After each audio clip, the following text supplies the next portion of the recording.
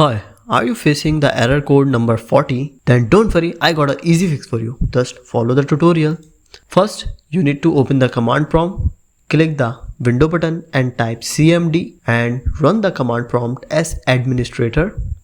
After it, you need to type some commands in, and these commands will be available in the description, so you can find all of the command there. Okay, so first copy the first command and press enter, and once it is executed, copy the other command and this one and execute it by pressing enter.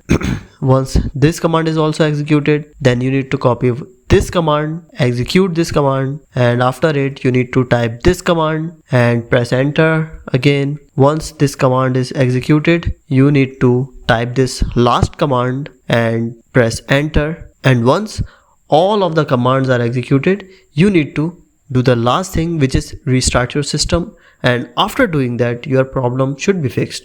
Thank you so much for watching the video. If this video helped you, don't forget to click the like button and subscribe the channel. Bye.